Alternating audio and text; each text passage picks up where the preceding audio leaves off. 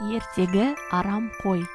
Ертеде бір қорада әтеш, сиыр, екі ешкі, күрке тауық, ит және басқа да жануарлар тату-тәтті өмір сүріпті. Сиыр мен ешкілер күн ұзаққа көкке жайылып, ит оларды бағып жүрген. Әтеш күрке тауықтармен құс аулада жем жеп жүрді. Бірде сұр қой оларға қосылып, солардың басшысы болғысы келеді. Өзінше болған қой әтешке келіп: «Әтеш, сен ақылдысың, бәрінен де ерте тұрасың, бәрін оятасың, өте әдемісің және даусың да тамаша. Сен осы қорада барлығының басшысы боларсың», деп сұрайды. Бұны естіген әтеш келісіп, қанаттарын қағып, көкірегін аспанға көтеріп жөнеле кетті.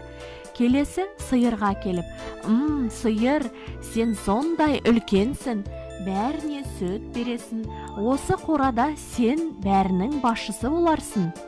Осымен келіскен сиыр мөңіреп, тұяқтарымен тарсылдатып, тәкаппарланып көкке кете берді. Қой ешкілерге шауып келіп, оларды мақтай бастайды. Келесі кезек итке де келіп жетті. «Көмектесіңдер, көмектесіңдер, менің артымнан қасқыр қуып келе жатыр», деп қой итке қарай қашып айқайлайды. Ит үріп, қасқырды жақындатпайды. Сонда қой: «Мұнда бәрінің басшысы сен болып тұрсың ғой», деп итті мақтайды.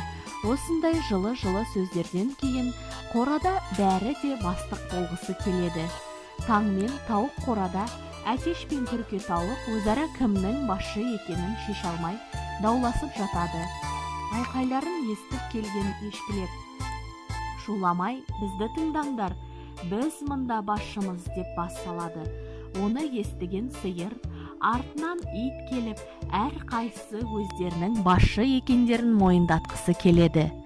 Өз дегеніне жеткен қой дау үстіне келіп: «Егер кімнің басшы екенін шеше алмасаңдар, сендерге осында ең кім беделді және басшы екенін мен айтайын», депті.